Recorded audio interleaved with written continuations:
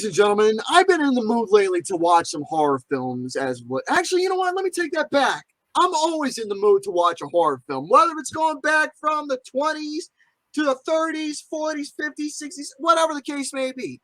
Just like with my taste in music, anything that's behind the 90s, well, occasionally, anything that's behind there is what I'm into when it comes to watching horror films. I love them all. I love a good slasher. I love a good monster. I love psychological. I love ghosts. Well, that's technically the main four genres in the world of horror.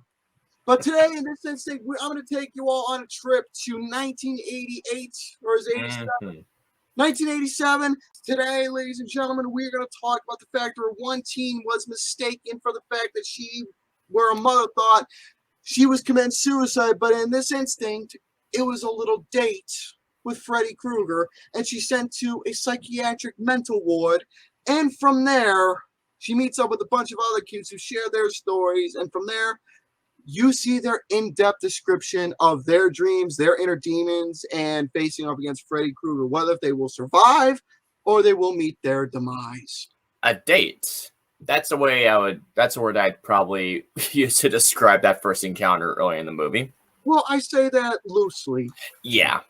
So the young girl's name is Kristen. So she's sleeping one day, just like how they all are. She's just sleeping, ends up having a bad dream. And all of a sudden, Freddy Krueger, she gets up, goes to the bathroom, tries to turn on the water, and all of a sudden, here comes the fucking faucet, grabs her hand, they start cutting her. Freddy's arms start cutting her. And basically, while that was transpiring, while he was trying to kill her, she woke up. She ended up having a razor blade, start cutting her wrists. She looked at her mom, like, what the fuck just happened? All of a sudden, she passes out. And here she is the next day in a mental institution. All because Freddy made it look like, like you were saying, looked like she was just doing herself in, as they say in Clockwork Orange.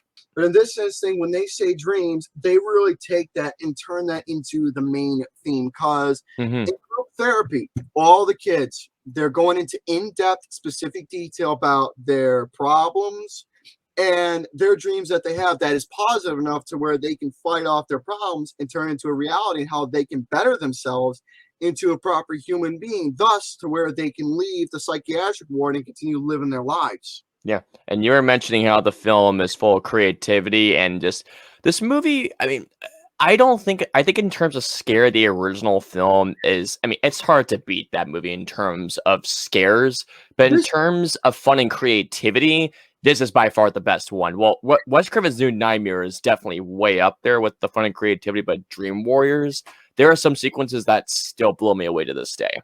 So that's the thing about A Nightmare on Elm Street is that it's not necessarily, at least for this one, it's not necessarily worth focusing on the scares or anything or terrifying.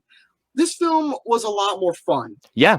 It still had the scares, and thing is that they made Freddy Krueger a lot more humorous in the film. Yes, they did. While he's still being a fucking badass and terrifying everybody else. I agree. Yeah, the original Nightmare on Elm Street, Wes Craven and Robert Englund did a great job of making Freddy Krueger not only a menacing villain, but he also made him a fun and energetic screen presence. But this one shows even more so. Like, I feel like that with 3, it was a nice fine line of going between a comical side that was solving fun and menacing, but then I heard that it just got more and more comical as the movies went along. It did, unfortunately, but this instinct, it worked. Because the thing is that all the kids, they had different various of dreams. You had one kid who was a wizard. You had one kid who was a badass. You had one person who had a fucking fantasy with a MILF. Yeah. You had the one guy who had fucking fantasies of playing with puppets, literally. Oh. It was a variety of different things that the kids had. The thing is that the whole entire blend of just taking their fantasies and just making it a nice little positive premise. Then it becomes comical. Then it becomes sinister. Yeah. They was able to blend so many things with comedy relief and terror into such a brilliant manner. Dude, that puppet sequence is one of my favorite sequences in Nightmare on Elm Street in general. I saw this movie the first time 3 years ago, and I didn't know what to think about it because everyone had told me if you're going to watch a single sequel besides New Nightmare, which I had seen after I saw the original film, everyone was telling me, watch Dream Warriors. It is a badass and fun and creative horror film that has funny moments and scary moments. And the moment I saw that puppet sequence, I just thought, whoa. Like the effects and the practical effects in that scene hold up to this day. And it's been over 30 years since this movie came out. Can you believe that? That's a long time for Thir- fucking 30 years. 30 years. I mean, the puppet sequence, the magician sequence doesn't hold up, sure, but it's the idea still holds, the execution still works. That's the one sequence I can say where I was like, okay, this is still cheesy, but it still nails the tone for what it's going for, nonetheless. Well, yeah, I mean, that was the main point that Craven wanted to bring for this. And another thing is that when it came to that, not just the puppet sequence, but you got one kid who was, what was he, paralyzed or... Yeah, something like that. You had him, he dreamed that he was a fucking dream wizard or whatever the hell That's the one. That's what I'm thinking of, yeah. The one chick who looked like a fucking punk or whatever the hell he was. Yep. And then you had the one person who was watching TV. She fucking dozed off. That's one of my favorite sequences. That's one of my favorite scenes. He picked the fucking bitch up. He literally popped out of the goddamn TV and he literally told her, your big break in TV. Welcome to prime time, bitch. That sequence. Okay, even before I saw this movie for the first time, that was the one scene I had always been told about. And when I first saw it the first time, I was laughing so hard I should be laughing at death, but just the way, that's just how good of a villain that Freddy Krueger is and how much fun that Robert Englund is putting into this role. Oh my God, he put his fucking heart into this role. Oh yeah, he did. He just had fun with it.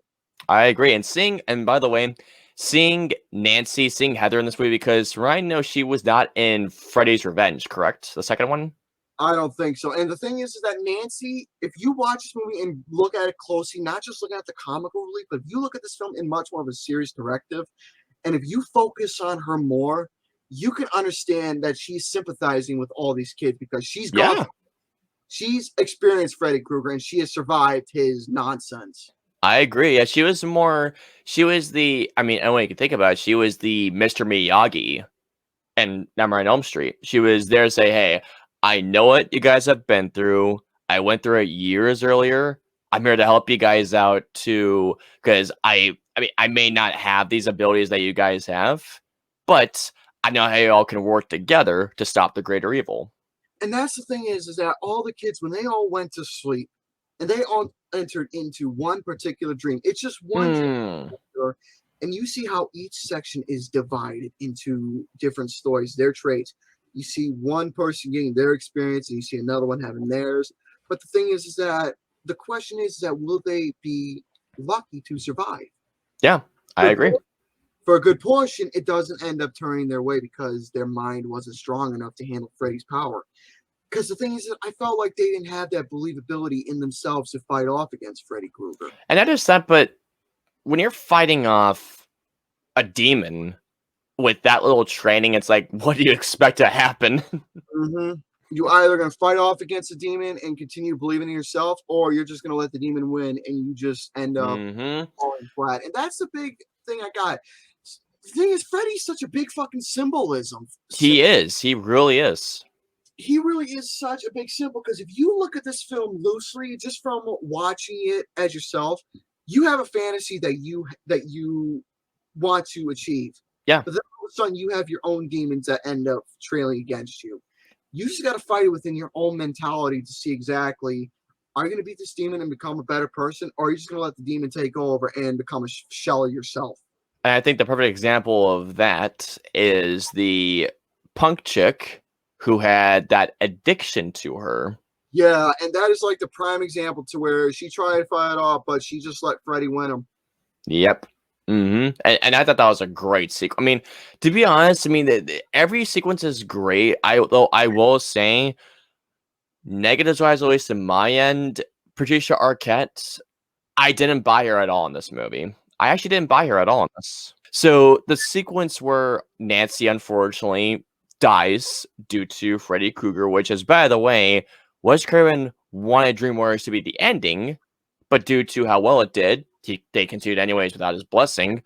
But the sequence where Patricia Arquette holds Nancy in her hands, I mean, I was sad that Nancy died, do not get me wrong, but I didn't buy her sadness for Nancy dying. I didn't buy it. Didn't either. It's just that the way that ending transpires, just that you couldn't necessarily sympathize with it. You could have sympathized with her of how she came off in terms of how she was speaking to everybody, because there was believability. You saw the relation in how her tone was, the look in her eyes, and how she was speaking clearly and vocally, that she fucking meant it. Oh yeah, although I will say I remember near the ending where that skeleton came up, and with that scene, I just went, whoa, that is cool. When Nancy's father and someone had to help him out with that, I just thought that's really freaking cool right there. That's one thing I really liked about this film, is that the visual presentation is remarkable. Oh, it is. It's a film that, like I mentioned before, 30 years later, it holds up. It's very remarkable how each scene, the practical effects, the whole entire visuals, the dark atmospheres, the light atmospheres, just the lighting in general, how it's able to set the mood on where each encounter is going to take place. And not to mention, it never feels like it's repeating itself. It always takes itself into a different direction with every new character. And it can almost say, in a way, with Patricia Arquette's character, it's the predecessor in a way to Inception, with how she's able to bring people into her dreams. Oh yeah, because the thing is that she wants to help everyone out, because she was told, you got to work together, and that's exactly what she did. She had to work together with everybody in order to fight off against Kruger's nonsense. Absolutely, I completely agree with that. I mean, the way you want to look at this movie, guys, is that Dream Warriors, I mean, the original film is one of the greatest horror films ever in my eyes. I really think it is. And you can't really top the original, although I will say that New Nightmare does come close to doing it. Dream Warriors is a fun, badass film where these teenagers try and come together using their abilities to stop a demon that is so much damn fun to watch. And every sequence that unfolds in front of your eyes, including the puppet sequence, just thinking about it, it's just fun. The movie's just a lot of fun. So overall, as to put it, for my own thought about this film, it's fun, it's enjoyable, it's got a mixture of both comedy and sinister, menacing horror. It's got fantastic quotes. It's got variety. It's got symbolic features that you can find relation to. It's got some seriousness. It's got some goofiness. Yeah. It's got some horror elements. It's got so many different things. And Wes Craven, he did not want this particular sequel to be like anything else in terms of all the other ones. In the world of like Halloween or Texas Chainsaw Massacre, you get the premise that everything, even though stories are different, but the encounters are almost the same. He didn't want it to be like that with Freddy Krueger. He wanted each one to be different from its own. And thus, for a lot of positives that I have for this film, surprisingly, Dream Warriors is a film that I gave it 4 out of 5 too. Yeah, I agree. It's a really fun movie. There's the issues that I have are minor, but still, it's very fun to watch. You have a great villain, a great cast of characters, very imaginative and fun sequences. And I would only say my only issues is that development isn't the greatest with it, and Patricia Arquette, of a person I didn't buy at all as the main person, but still, it's a hell of a time. With a 4 out of 5 on my end. Alrighty then. So, ladies and gentlemen, that's going to have to do for this little discussion of A Nightmare on Elm Street 3, Dream Warriors. Let me know down below exactly what is your favorite Nightmare on Elm Street film between at least the original 4 from this one up until New Nightmare. If you have seen Dream Warriors, let me know down below what is your thought about it. And if you haven't seen it, definitely recommend this one if you want to have yourself a fun time. I agree. So, with that being said, folks, ciao for now.